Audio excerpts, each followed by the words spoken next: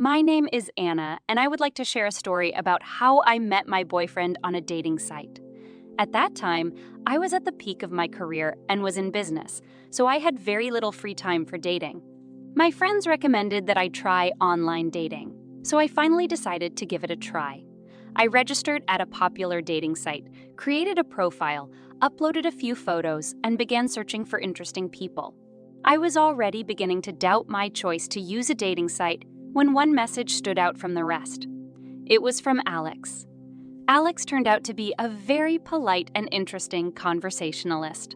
We started chatting, exchanging messages, and soon our conversations became deeper and more intimate.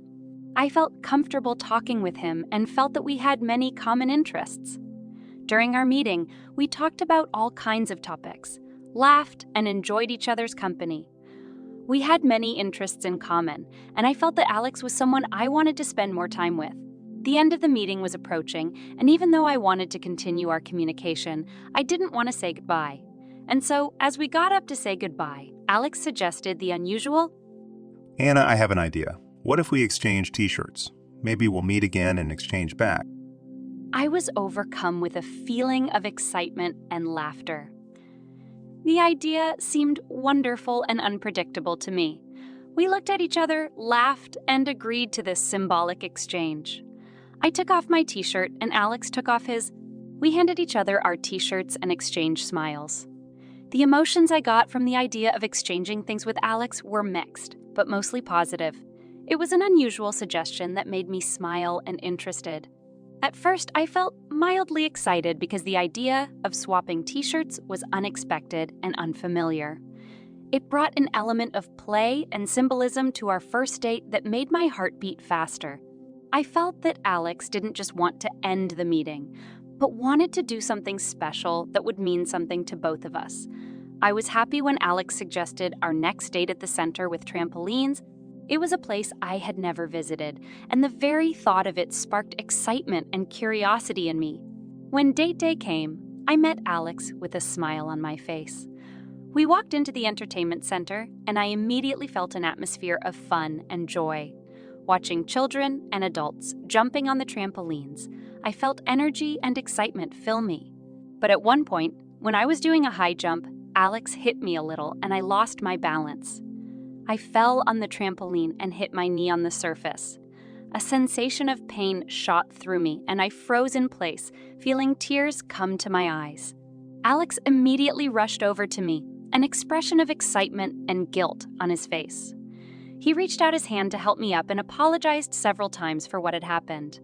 I was able to get up and smile at him, showing him that I was okay, though my knee still hurt a little. This little unpleasant event showed me how caring and attentive Alex was. He was so concerned about my well-being and was willing to help right away. It showed me that he cared about me and would always be there for me when I needed support. Although a small fall ruined the moment, it didn't ruin our entire day. But what I particularly remembered was the moment when Alex took my hand while we were jumping. The feel of his firm and gentle hand in mine evoked warmth and bliss. That simple touch added even more intimacy and closeness to our trampoline adventure. We became even closer to each other, even while in the midst of the merry hustle and bustle. We continued our trampoline adventure, already more cautious and laughing about what had happened. This situation only strengthened our bond and added funny and unforgettable moments to our story. For me, a date at the center with trampolines was a complete novelty. Usually, my dates took place in more traditional places, such as cafes or walks in the park. So when Alex suggested such an unusual activity, I felt a strong surge of emotion. When Alex suggested going skydiving, I felt my heart sink. Fear of heights had always haunted me, and the thought of skydiving seemed like an overwhelming experience. Alex noticed my anxiety and began to talk about the proposal with understanding and patience. He shared his own stories of overcoming fear and assured me that we could do it together. Alex was there every step of the way, supporting me and helping me overcome my fears. He taught me to trust myself, to control my breathing, and to believe in my own strength. We practiced together, laughed at our awkward attempts, And gradually, I felt the fear begin to give way to growing confidence. A month later, Alex suggested we go. Karting with his friends, I felt mixed emotions. On the one hand, I felt good that he wanted to share his friends with me and include me even more in his life. On the other hand, I felt somewhat hesitant because I didn't know his friends yet and felt a certain insecurity. We arrived at the go-kart track and I met his friends, who turned out to be a great couple. They were friendly and open, immediately including me in their company. It was a real race on the track and I could feel the adrenaline rushing through my veins. The speed, the turns, and the competition created an exciting atmosphere. I tried to keep up with the others and show my driving skills. That go-kart date was not only an opportunity to get to know Alex and his friends better, but also a moment when I realized that we could enjoy a variety of activities together. It broadened my horizons and strengthened our bond by showing that we could explore new adventures together. I will say right off the bat, this was one of the key moments in my story. With each date we went out, Alex continued to emphasize that I was special, unconventional, different. These words were not just about my looks or my interests, but about my personality and the qualities that made me unique. Hearing such compliments from him brought me indescribable joy. I felt like he really saw and appreciated me for who I was, with all my qualities and flaws. It created a special bond between us and made me feel special. But over time, I realized the purpose of what he was telling me. Because of our love of adventure and extreme activities, we became not only close friends, but also found the perfect partner in each other. Each new adventure we shared strengthened our bond and allowed us to reveal deeper and deeper feelings to each other. We both felt drawn to adrenaline and new experiences, and together we created unforgettable moments full of laughter, excitement, and mutual trust. With each new extreme experience, we got to know each other better, supported and inspired, helping us become stronger and bolder. We spent a lot of time together, not only looking for new adventures, but also in normal everyday situations. I realized that Alex had become an integral part of my life, and his support and presence made my days brighter and fuller. Soon, Alex moved in and lived with me. One day, I noticed one thing about Alex that surprised me a bit. He never once paid for me. On trampolines, skydiving, and so on, I paid for myself, and he paid for himself. He even flatly refused to take me a bottle of water at the store if I asked him to. I also paid for my own food and lodging. I am not mercenary. He behaved categorically and harshly about money and did not explain his behavior in any way. When Alex came to live with me, I had hoped that we would take care of our home together and create a cozy space. However, I noticed that he showed little interest in doing chores around the house. He wasn't willing to do the dishes, clean up, or help with other household chores. I felt disappointed when I came home after a hard day's work to find dirty dishes, an unmade bed, and things scattered around. I understood that my expectation of Alex's active participation in household chores might be somewhat idealized, but it was still frustrating to see his indifference to these matters. Once, when I expressed my displeasure and told him that I had prepared meals on my own dime, expecting at least a small contribution from Alex, his response stunned me. He asked what I was cooking for if he was going to have to wash the dishes afterwards. He said I was doing it on purpose, to spite him for his money, which to me was a strange argument. And in the aftermath, he would turn the blame on me for any questions that bothered me, and made me feel guilty. For a moment, I was stunned by his words. It didn't seem fair that I was putting in the effort and spending my money, and he wasn't willing to do his part to keep things clean and tidy. I tried to explain to him that household chores should be divided evenly between partners, but he didn't understand or didn't want to understand. He thought that it would make him a wannabe, and that wasn't his thing. Every time Alex would start a fight to get away to his hometown to spend time with his friends, I felt mixed emotions. On the one hand, I understood that everyone needs to spend time with their nearest and dearest. On the other hand, it bothered me that these fights were becoming a regular occurrence, and I began to wonder why Alex couldn't just openly discuss his desires and plans. Also, When he was away, he would block all contact with me so that I couldn't contact him, and when he came, he would say that he needed to see his friends, so I shouldn't distract him. And as usual, he emphasized that I was not a standard girl and should understand him. Every time he left, I stayed in the house, feeling a mixture of resentment and loneliness. I tried to hide my feelings, not wanting him to feel guilty, but deep down inside, I was growing distrustful and disappointed. When Alex returned, he showed up as if nothing had ever happened, as if the quarrels and breakups had never happened. He pretended like everything was fine, and we continued our normal existence together. But there was an unpleasant residue inside of me, and I couldn't accept that those fights disappeared so easily, as if nothing had happened. Alex's words sounded strange, not like his usual style of expression. It caused me some anxiety and doubt. I began to wonder what could be behind his behavior and words. My suspicion and mistrust began to grow, and secretly from him, I decided to look at his phone to find out more. I know this wasn't the proudest move on my part, but I felt I needed to get to the bottom of the situation. When I looked through the messages on Alex's phone, I found something shocking. There were dialogues between him and a certain mentor where they were discussing strategies and tactics for winning women's attention. It turned out that Alex was turning to this mentor for advice on how to approach women, how to pique their interest, and how to use his skills to win their hearts. The most interesting thing about this was that absolutely all of his words and actions were not of his own initiative. It was all scheduled by one man.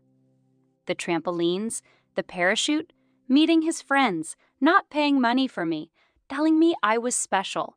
Everything was set up, and the most amazing thing, all the girls were given grades and points. Because of that, I had the most points. He thought I was his most important girl, so he lived with me. According to their grades, I was the most submissive and vulnerable, easier to control and manipulate me. Walking next to Alex, I felt the words get stuck in my throat. My heart was full of bitterness and frustration. I decided to share with him what I had learned, though I felt intense anxiety that it might ruin everything completely. I found messages on your phone. I found out that all of our dates and everything you said was strictly according to this mentor's guidance. You repeated his words and phrases. You used his strategies to win over girls. Are you out of your mind? How could you? Alex froze for a moment, then looked away. I could see the embarrassment and a certain stiffness on his face. He held his breath, then took a deep breath and started talking. Yes, you're right. I turned to this mentor to learn how to approach women, and his methods seemed to work. My emotions were complicated. On the one hand, I could understand that Alex felt insecure and was looking for help to get better at dealing with women. On the other hand, I felt that he had violated my trust and was using me in his experiments. Listening to Alex, I was shocked by what I heard. It turns out that he was having serious relationship problems with girls and had turned to an internet mentor to get help in winning their hearts. But what really shocked me was the discovery that I wasn't the only girl in his life. My thoughts were spinning, trying to assimilate everything I had heard. I had never suspected that Alex could be so duplicitous. All those moments when he went off to see friends actually turned out to be meetings with other women. A sense of betrayal and bitterness engulfed me completely. Why all this? If I am not the only victim in this experiment, why did you introduce me to your friends as a girl? All the other girls aren't important. You are the most important girl in my life. Are you out of your mind? What the hell are you talking about? You're a modern girl, Anna. You're not like everyone else. And you should understand that I'm a man, and I need it. You're just crazy. After that conversation with Alex, I felt a mixture of compassion and incomprehension.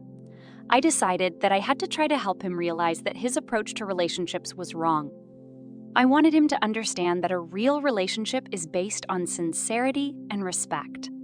I spent hours and hours talking to Alex, sharing my thoughts and feelings, hoping he would hear me and want to change. I told him how important it was to be honest with your partner, that true love was not built on games and manipulation. I tried to get him to understand that he is capable of more than just repeating other people's phrases. But as time went on, I realized that it was impossible to change Alex. He remained steadfast in his views and beliefs. He did not want to give up his mentor and his methods.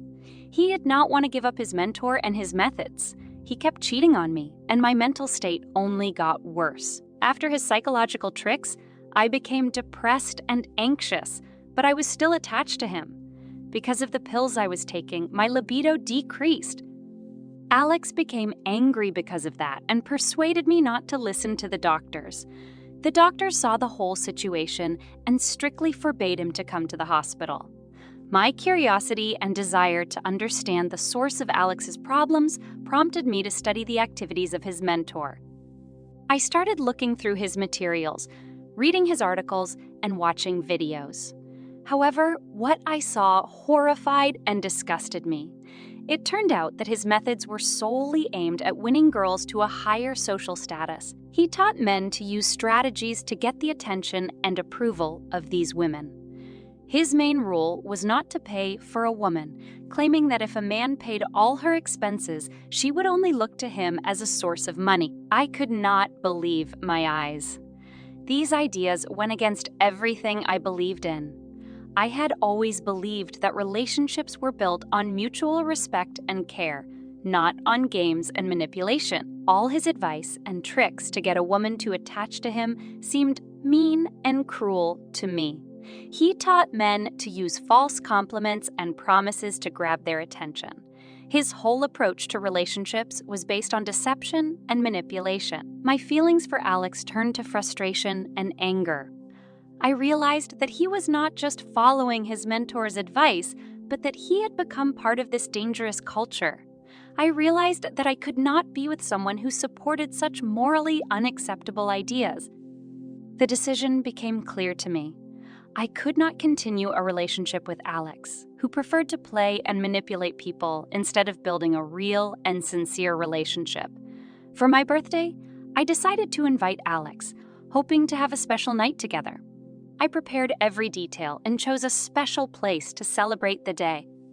However, when I called Alex to tell him about the plans, I heard a woman's voice in the background. He was with someone else. At first, I felt my heart clench with disappointment and bitterness. All my expectations and hopes had been dashed. But I decided not to give up and find out the truth. I asked where he was, and the girl named a certain place that I had specified for our meeting. When I got there, however, there was nothing. It was an empty and abandoned neighborhood. A feeling of deception and betrayal gripped me. I realized that Alex had lied to me, not only about his whereabouts, but also about his feelings. He thought he could manipulate me and play me like I was just part of his game.